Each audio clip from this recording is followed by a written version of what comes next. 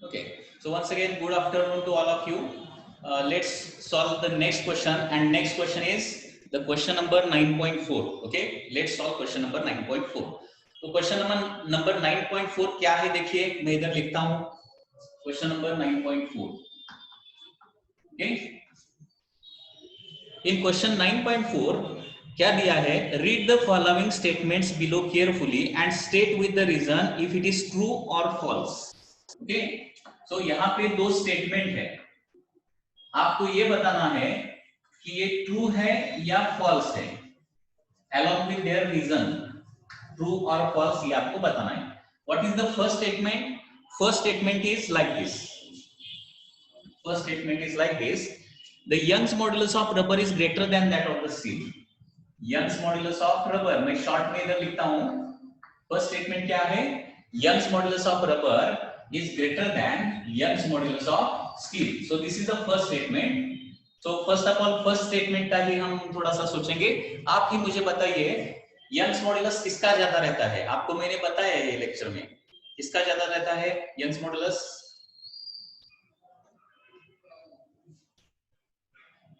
Young's modulus of steel is always more. So this statement is false. Okay, this statement is false. अब इसका reason भी बताना है. Young's modulus of steel ज्यादा है, correct है ना. तो यंग्स मॉड्यूलस ऑफ स्टील ज्यादा क्यों है, ये हम इसका हमें रीजन बताना है. So can you tell me the reason, what is the reason for that. Reason is also important ना.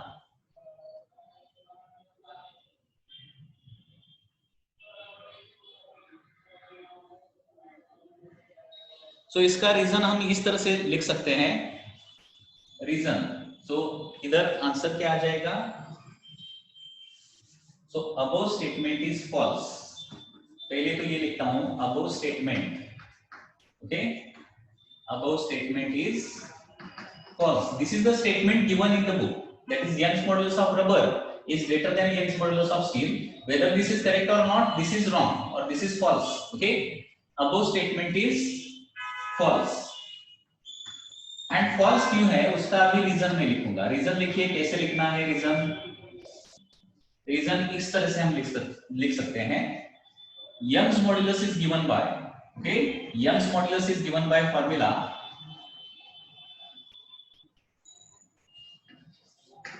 Young's modulus, okay, is given by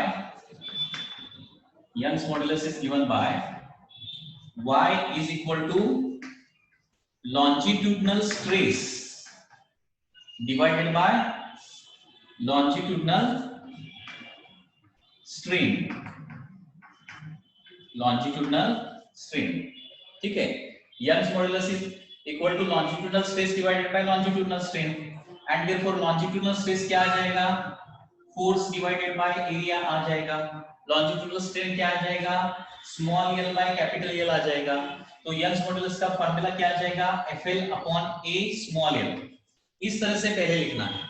okay, पहले तो क्या लिखना पड़ेगा, ये लिखना पड़ेगा Young's modulus is given by, that is longitudinal stress divided by longitudinal strain, that is F divided by A upon small l divided by capital L. So therefore Young's modulus क्या आ जाएगा, capital L ऊपर जाएगा, capital A नीचे आ जाएगा. So F capital L upon A small l. अभी क्या करेंगे हम, सेम लेंथ और सेम एरिया का रबर और स्टील का वायर ले लेंगे. रबर और स्टील का वायर. अभी क्या हो जाएगा देखिए, फॉर सेम फोर्स, इधर क्या होता है देखिए, फॉर सेम फोर्स, हमने सेम फोर्स दोनों पे लगाया. सपोज ओके, रबर और स्टील दोनों पे क्या किया हमने, सेम फोर्स लगाया. For same force rubber is stretched more, rubber is elongated more, correct है ना. हमने स्टील वायर पे और रबर वायर दोनों पे सेम फोर्स लगाया, तो क्या हो जाएगा, इलोंगेशन किसका ज्यादा रहेगा, रबर वायर का इलोंगेशन क्या होगा, ज्यादा रहेगा. रबर का इलोंगेशन ज्यादा रहेगा. अभी जिसका इलोंगेशन ज्यादा रहता है उसका यंग्स मॉडुलस क्या रहता है, कम रहता है. For same force, rubber is elongated more and Young's modulus is inversely proportional to elongation. Young's modulus क्या है? इनवर्सली प्रोपोर्शनल टू इलोंगेशन, क्योंकि दोनों वायर का फोर्स सेम है, दोनों वायर का ओरिजिनल लेंथ सेम है, दोनों वायर का एरिया ऑफ क्रॉस सेक्शन हमने सेम लिया है, ठीक है। और क्या हो रहा है? रबर का इलोंगेशन ज्यादा हो रहा है। रबर का इलोंगेशन ज्यादा मतलब यंग्स मॉड्यूलस क्या हो जाएगा? कम हो जाएगा। सो for same force rubber is elongated more and Young's modulus is inversely proportional to the Young's modulus is inversely proportional to elongation and therefore क्या हो जाएगा? Young's modulus of steel is more than Young's modulus of rubber. तो इस तरह से answer ये आ जाएगा। इसमें कुछ डाउट है क्या? बोलिए, एनी डाउट?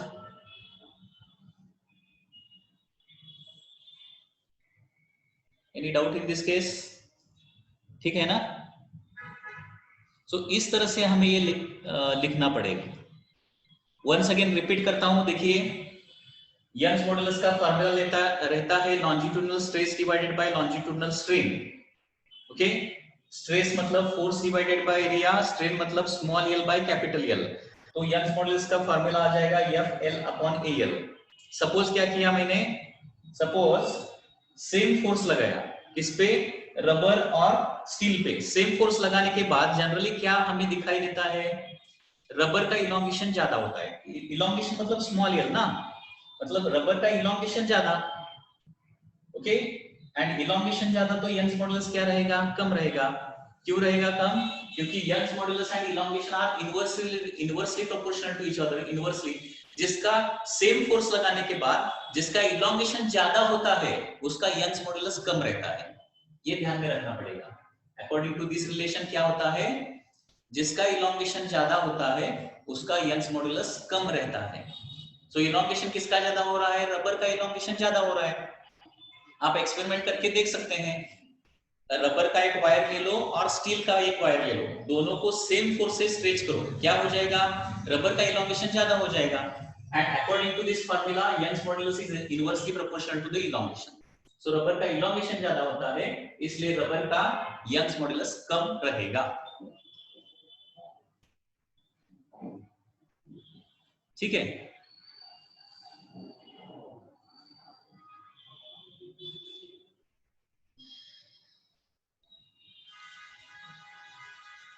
हाँ, so material that have more Young's modulus has more resistance to deformation. This is correct. Okay, so जिसका Young's modulus ज्यादा रहता है उसका elongation easily नहीं होता है। Young's modulus ज्यादा रहने पर elongation easily नहीं होता है। ओके, so ऐसा भी आप लिख सकते हैं, कोई प्रॉब्लम नहीं है। क्या लिख सकते हैं? ये तो मतलब थ्योरी में अगर आ गया तो इतना बड़ा आपको लिखना पड़ेगा, या फिर शॉर्ट में लिखना है तो शॉर्ट में कैसा लिखेंगे? जिसका यंग्स मॉडुलस ज्यादा रहता है उसका इलोंगेशन कम रहता है, उसका डिफॉर्मेशन कम रहता है। If same force is applied on steel and rubber wire, steel का इलोंगेशन कम रहेगा और रबर का इलोंगेशन ज्यादा रहेगा। As elongation of steel is less, therefore Young's modulus of steel is more. So in this way you can write. So this is the first statement. अभी देखिए second statement क्या है। देखिए second statement is like this: the stretching of coil is determined by its shear modulus. क्या statement है? the stretching of coil is determined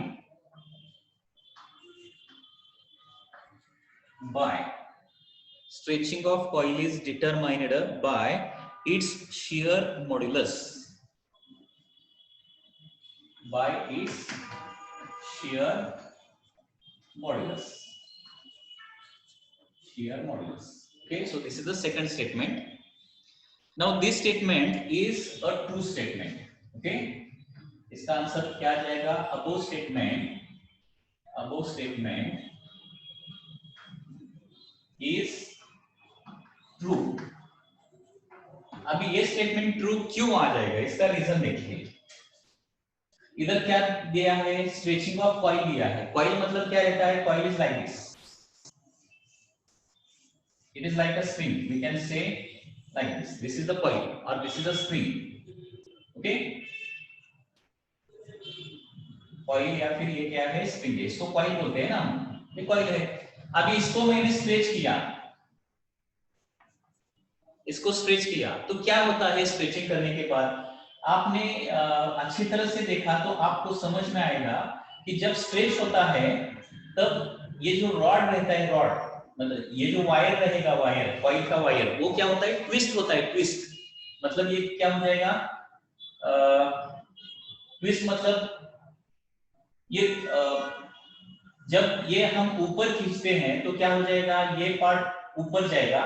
for example consider this section, okay, stretch करने के बाद ये part ऊपर जाएगा, ये वही रहने वाला है, फॉर एग्जांपल ये वही रहने वाला है, तो यहाँ पे क्या हो जाएगा, वो इस तरह से ट्विस्ट हो जाएगा, इसको क्या बोलते हैं, ट्विस्टिंग एक्शन बोलते हैं। और twist is like a share only, twisting के लिए क्या करते हैं, twist is like share only, क्योंकि ट्विस्ट करने के बाद क्या हो जाएगा, वो फोर्स को पैरेलल कट हो जाएगा, मतलब शियर स्ट्रेस आ जाएगा उधर, ओके।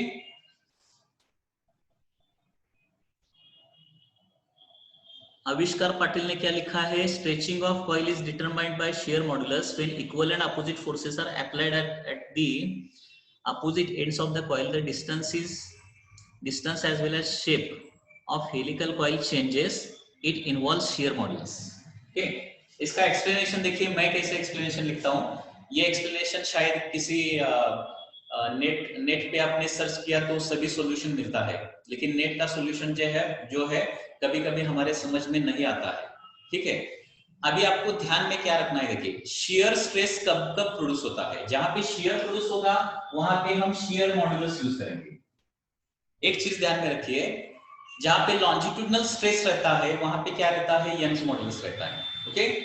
जहां पे शियर स्ट्रेस रहता है वहां पे शियर मॉड्यूलस रहेगा, और जहां पे वॉल्यूम स्ट्रेस रहेगा वहां पे क्या रहेगा, बल्क मॉड्यूलस रहेगा। अभी कॉइल स्ट्रेच करने के बाद उसमें शियर स्ट्रेस प्रोड्यूस होता है या फिर लॉन्जिट्यूडनल स्ट्रेस प्रोड्यूस होता है, कौन सा स्ट्रेस प्रोड्यूस होता है ये पहले हमें देखना पड़ेगा। कॉइल को स्ट्रेच करने के बाद कौन सा उसमें स्ट्रेस प्रोड्यूस होगा, that is the important statement, ठीक है।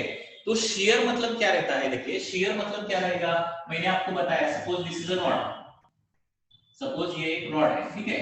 शियर का मतलब देखिए फिर एक बार, शियर करने के लिए क्या करना पड़ेगा, एक फोर्स यहाँ पे फॉर एग्जांपल लगाना पड़ेगा, ये फोर्स क्या करेगा, लेफ्ट पार्ट को नीचे पुश करेगा, और दूसरा फोर्स अपवर्ड डायरेक्शन में लगाऊंगा, थोड़ा सा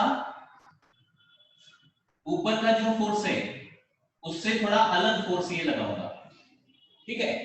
तो यहां पे क्या हो जाएगा, शियर हो जाएगा। शियर मतलब क्या होता है, breaking parallel to the force. Shear का मीनिंग देखिए, शियर का मीनिंग क्या होता है, when breaking of the object takes in the area parallel to the force, force को पैरेलल अगर ब्रेकिंग होता है, ये फोर्स यहाँ पे लगा है, दूसरा फोर्स यहाँ पे लगा है, तो यहां से ये ब्रेक हो जाएगा ना, फाइनली फोर्स बहुत ज्यादा लगा है तो ब्रेक हो जाएगा, और ब्रेक कैसा होगा, फोर्स को पैरेलल होता है।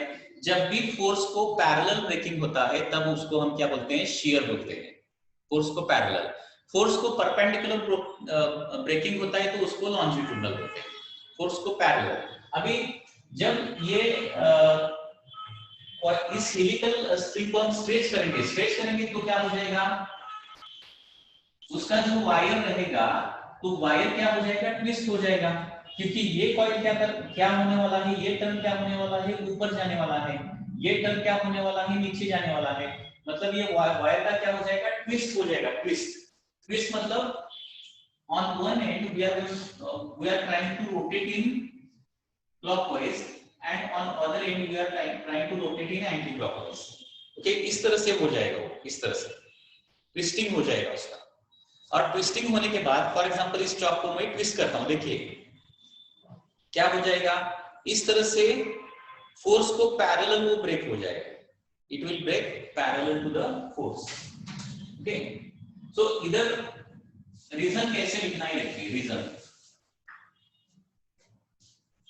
twisting is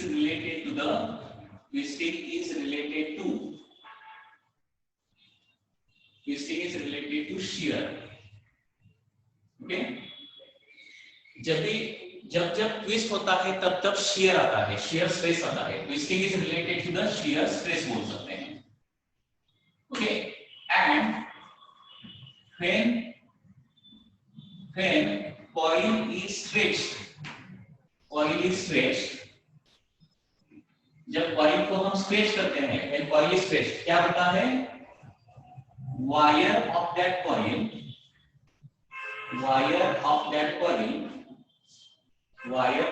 coil is twisted.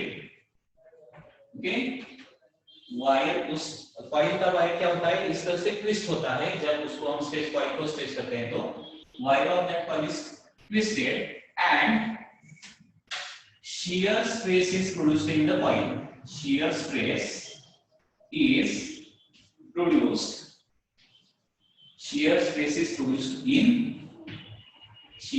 is produced in coil. Okay, and therefore shear stress produce होता है तो उसका इलॉन्गेशन या फिर कुछ भी निकालने के लिए हमें क्या करना पड़ेगा? उसका shear modulus यूज करना पड़ेगा.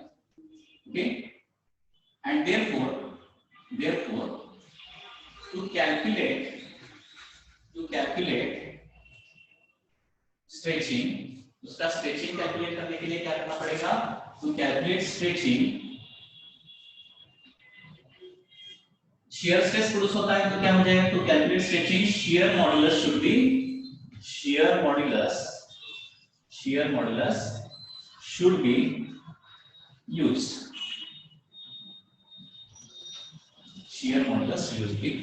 used. Okay, so इस तरह से उसका एक्सप्लेनेशन हम लिख सकते हैं. देखिए एक्सप्लेनेशन में क्या क्या लिखा है. Twisting is related to the shear stress, and when the coil is stretched, wire of that coil is twisted, and shear stress is produced in the coil. To calculate stretching, shear modulus should be used. Okay, इसमें कुछ doubt है क्या? बोलिए. इसमें कुछ doubt है क्या? बोलिए.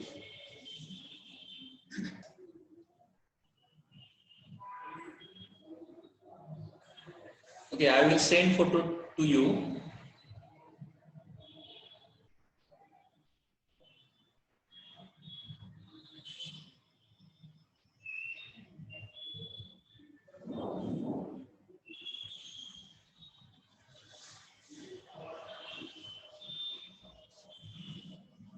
ठीक है. हाँ, अभी यहाँ पे एक इंपॉर्टेंट क्वेश्चन है. Based on this, I have found one important MCQ. Okay, so can you tell me the answer of this question? एक क्वेश्चन आपको पूछूंगा, इसका आंसर आता है क्या? देखिए क्वेश्चन क्या है. देखिए, when a spring is elongated,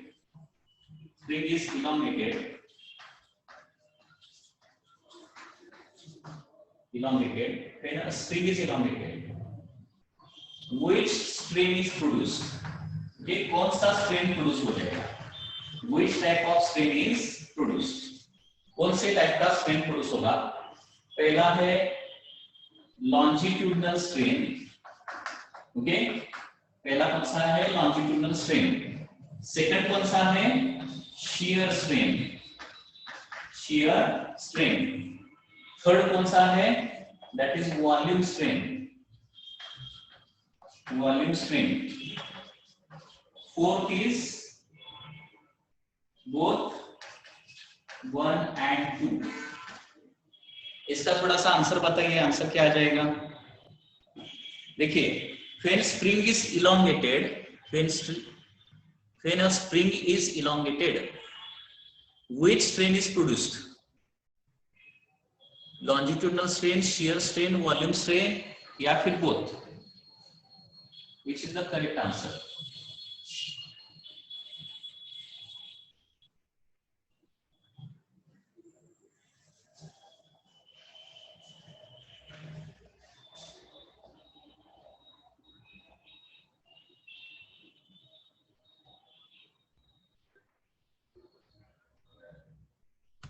When a spring is elongated, which strain is produced in the spring?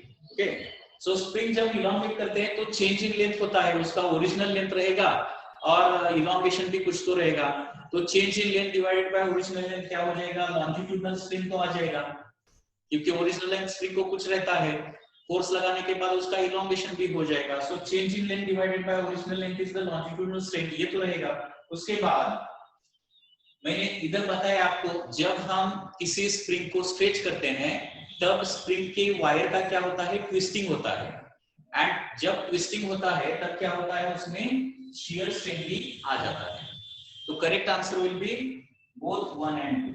Okay, so this is one very important example जिसमें आप देख सकते हैं कि लॉन्जिट्यूडनल स्ट्रेन भी रहता है और शियर स्ट्रेन भी रहता है। इसमें रहता है, this is possible in case of the spring. Okay, so this is possible in case of the spring.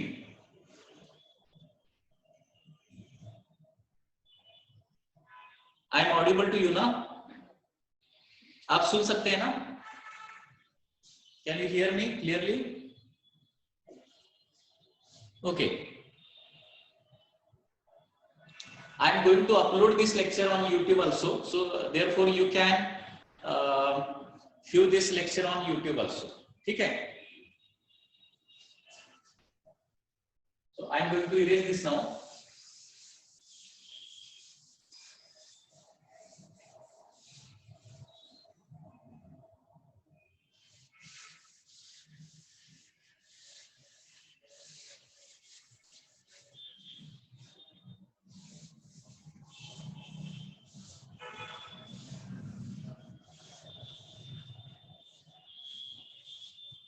Next question अभी लीजिए। नेक्स्ट क्वेश्चन क्या है देखिए, 2 wires of diameter 0.25 centimeter, one made up of steel and other made up of brass. Okay, so question number 9.5 क्या है देखिए, there are 2 wires. Okay, there are 2 wires. Okay, there are 2 wires. One is made up of steel. Okay, one is made up of steel and another is made up of copper.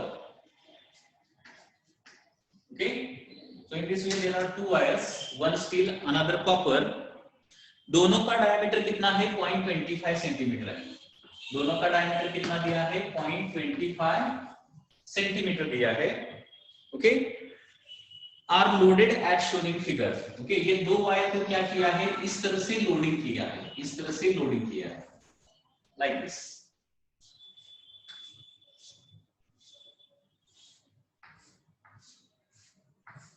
They are loaded as shown in figure. Okay, so ऊपर का जो wire है ये steel है, steel, and इसका length है 1.5 metre, 1.5 metre है। और नीचे का जो है वो, नीचे का वायर जो है वो ब्रास का है, ब्रास, एंड इसका लेंथ दिया है 1 मीटर। ओके, इसका लेंथ कितना दिया है, 1 मीटर दिया है। बीच में एक ब्लॉक है, इसका मास है 6 kg। ओके, इसका मास कितना है, 6 kg है।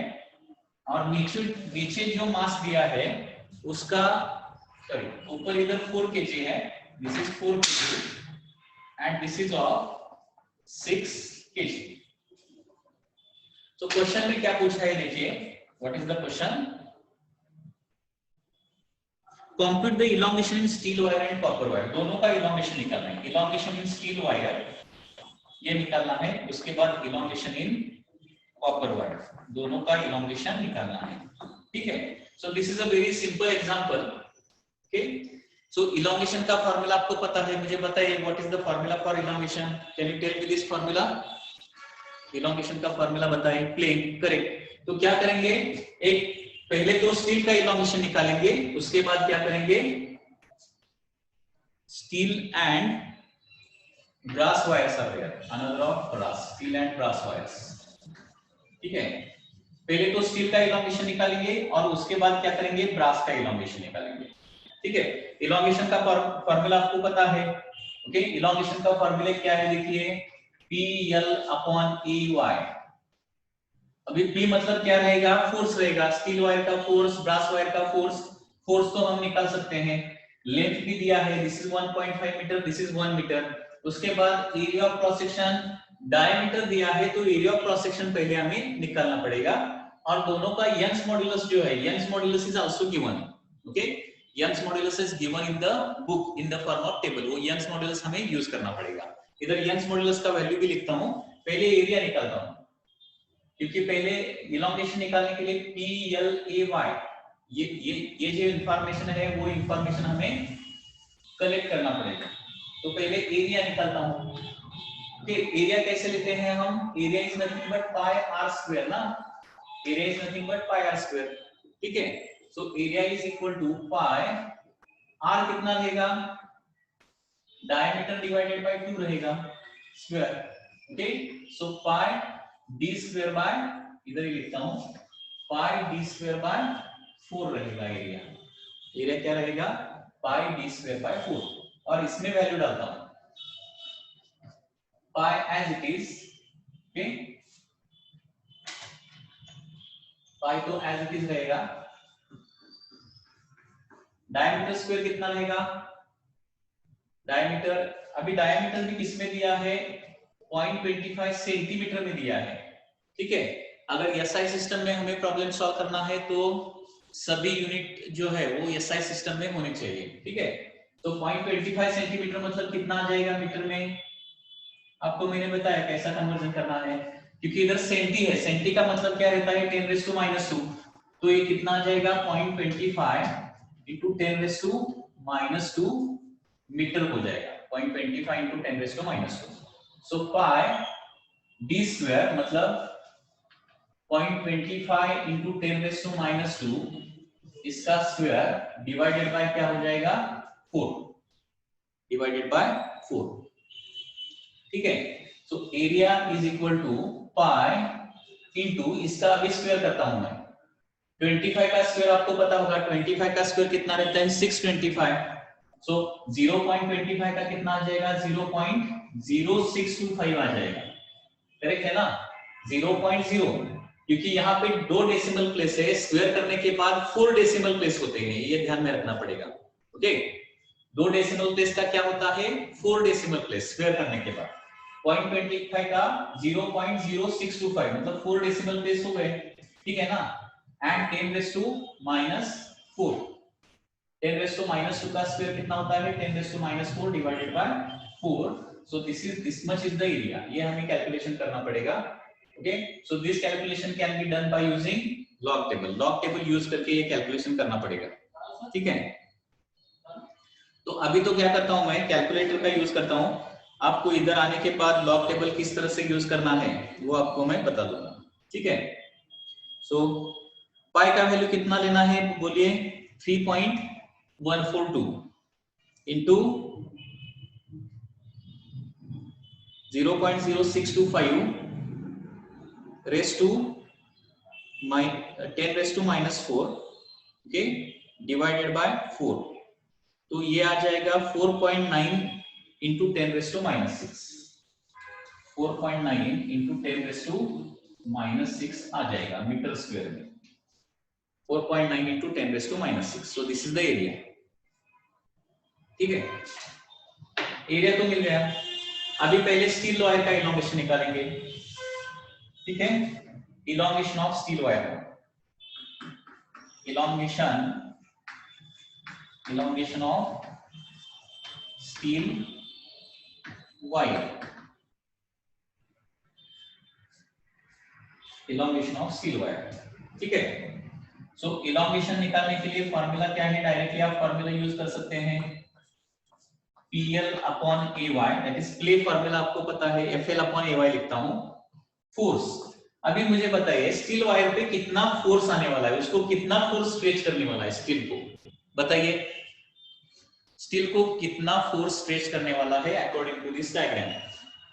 स्टील को ये 4 kg तो स्ट्रेच करेगा ही करेगा, ये 6 kg भी स्ट्रेच करेगा, क्योंकि 6 kg and 4 kg this both are acting on the steel wire, okay.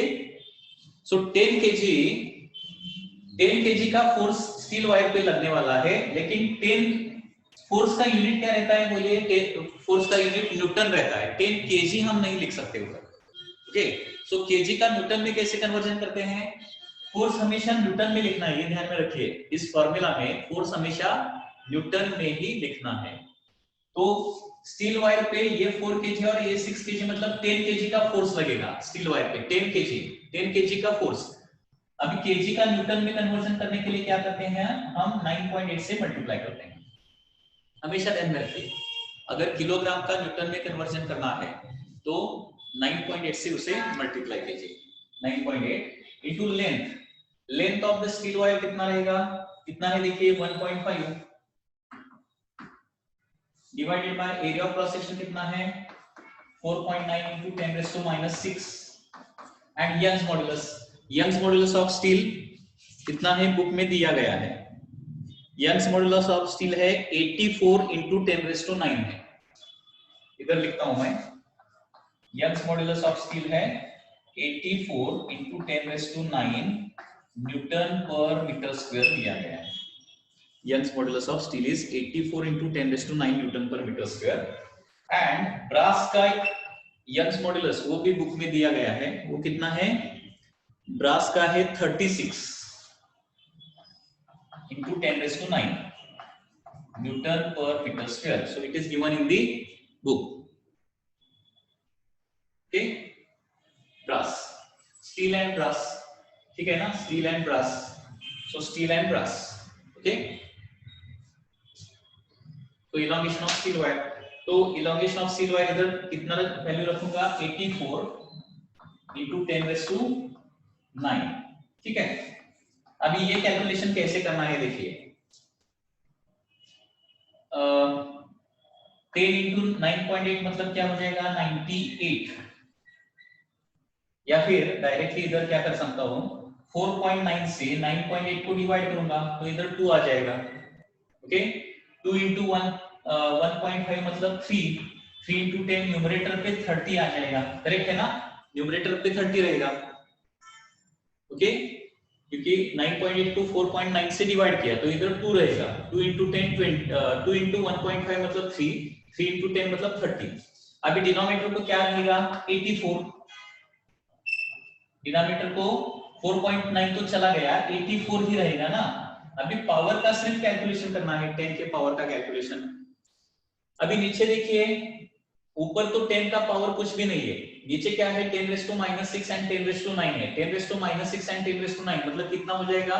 10⁻3 हो जाएगा। 10⁻3 करेक्ट है ना? 10⁻6 और 10⁻9 ये पता है ना आपको? 10⁻a into 10⁻b मतलब क्या रहता है? 10⁻a plus b रहता है। मतलब 10⁻6 10⁻9 मतलब 10⁻6 plus 9 -6 plus 9 मतलब क्या हो जाएगा? 9 - 6 that is 3। तो 10⁻3 आ जाएगा। लेकिन वो 10⁻3 डिनोमिनेटर को रहेगा, न्यूमरेटर को लाने के बाद क्या हो जाएगा? 10⁻3 हो जाएगा मीटर। ठीक है, सो इसको अभी 3 और 3 से डिवाइड कर सकते हैं। डिवाइड करते हैं तो elongation of steel wire is equal to 3 से डिवाइड किया तो न्यूमरेटर को 10 और डिनोमिनेटर को कितना आ जाएगा? 28। Okay, into 10⁻³ metre. फिर एक बार इसको मैं 2 से डिवाइड कर सकता हूं। 2 से डिवाइड कर सकता हूं 5/14 आ जाएगा इनटू 10⁻³ मीटर। और 5 को भी 14 से डिवाइड करूंगा तो 0 पॉइंट आ जाएगा। ओके, 5 को 14 से डिवाइड किया तो 0 पॉइंट। 50 को 14 से अभी डिवाइड करूंगा 3 8 इधर 5 आ जाएगा। 3 5 10 7 3 5 7 आ जाएगा। 0.3557 इंटू 10⁻³ कितना? -3 मीटर। ओके, इंटू 10⁻³ मीटर इतना आ जाएगा। ठीक है,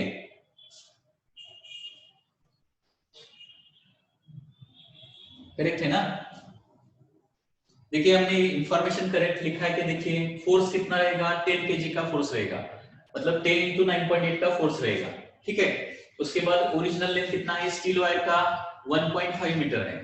उसके बाद एरिया ऑफ क्रॉस सेक्शन तो हमने कितना निकाला है, 4.9 into 10⁻⁻6 लिखा है, 4.9 into 10⁻⁻6, ठीक है, ये तो हो गया। और यंग्स मॉडुलस कितना है, 84 into 10⁻9 है, 84 into 10⁻9 it is also correct. Okay, so numerator को क्या आ जाएगा, 1.5 into 3, 1.5 into 2 मतलब 3 आ जाएगा, 3 into 10 मतलब 30 आ जाएगा। और डिनोमिनेटर को 84 तो एज इट इज लिखा है मैंने, और 10 का पावर का कैलकुलेशन, डिनोमिनेटर को 10⁻3 आ जाएगा, उसके बाद न्यूमरेटर पे आने के बाद 10⁻³ हो जाएगा, और 30 divided by 84, that is approximately 0. मतलब वैल्यू कितना आता है, 0.357 आ जाएगा। Okay,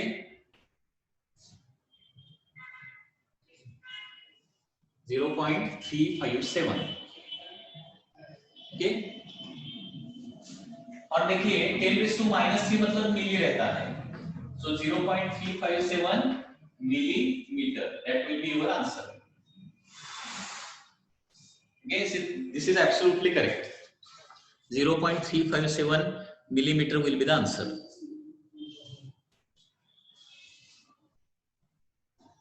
Okay, any doubt in this case?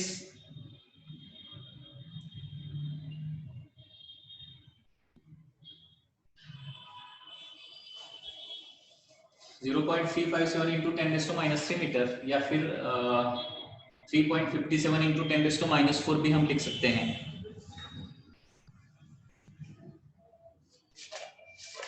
Book में कितना आंसर दिया है इसका, फाइनल आंसर कितना है, इधर आंसर दिया होगा ना,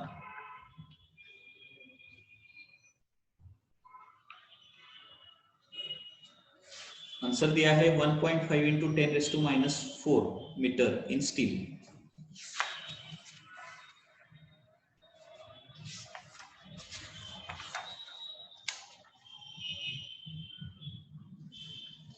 ओके, जस्ट मिनट। हाँ, थोड़ा सा ये वैल्यू जो है वो वैल्यू हमारा ये गलत हो गया है, वैल्यू थोड़ा सा डिफरेंट लेना पड़ेगा। ये मैंने शियर मॉडुलस का वैल्यू दिया है, यंग्स मॉडुलस का जो वैल्यू है वो कितना है, देखिए स्टील के लिए कितना है, 200 है, sorry 200 into 10⁻⁹, sorry this is 200 आ जाएगा, 200 into 10⁻⁹। एंड ब्रास का यंग्स मॉडुलस का वैल्यू है, ब्रास का कितना है,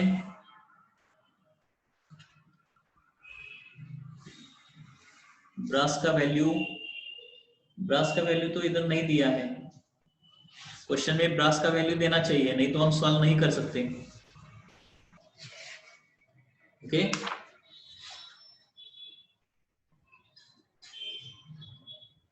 ये बुक में जो दिया है वही हम ले सकते हैं।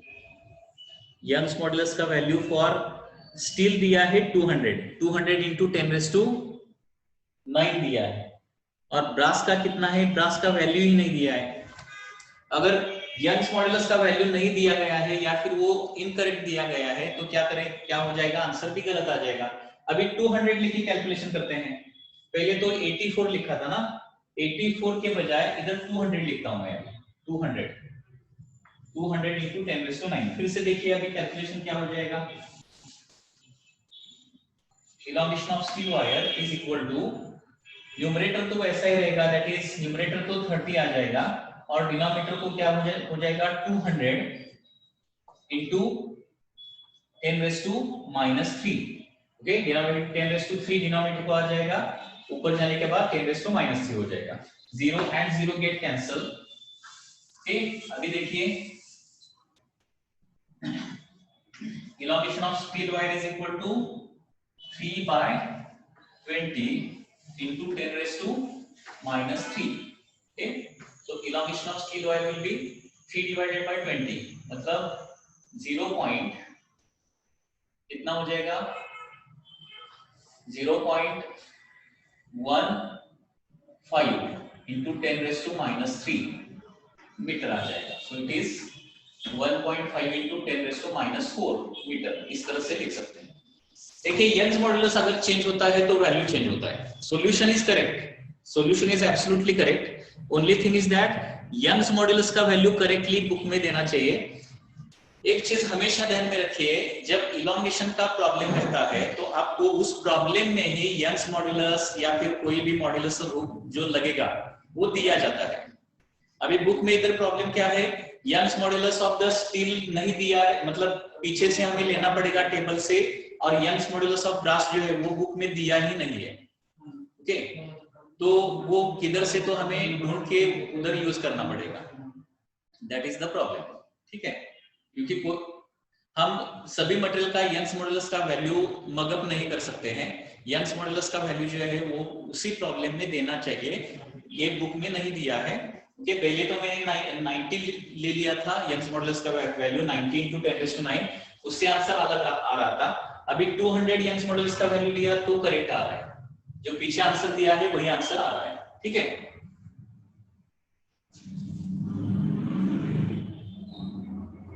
एंड ब्रास का वैल्यू कितना है, ब्रास का वैल्यू अभी अप्रोक्सीमेटली हमें लेना पड़ेगा, क्योंकि बुक में तो ब्रास का वैल्यू नहीं दिया गया है।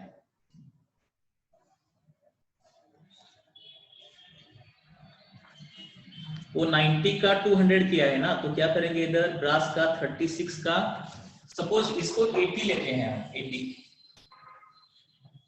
ब्रास का 80 into 10⁻⁹ लेते हैं और सॉल्यूशन करके देखते हैं कितना आ जाएगा। फिर से देखिए, elongation of the elongation of brass wire. Okay, brass wire का इलॉन्गेशन लिखेंगे। इलॉन्गेशन का फार्मूला क्या रहेगा, FL/AY, दैट इज क्ले फार्मूला रहेगा।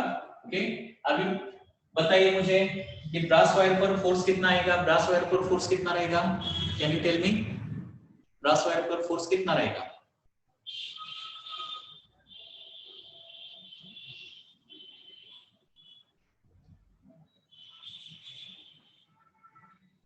ब्रास वायर पे फोर्स कितना है, 6 kg का ही रहेगा ना, 6 किलोग्राम, मतलब 6 into 9.8, इधर लिखता हूं 6 into न्यूटन में कन्वर्जन करना है तो 9.8 से मल्टीप्लाई करना पड़ेगा।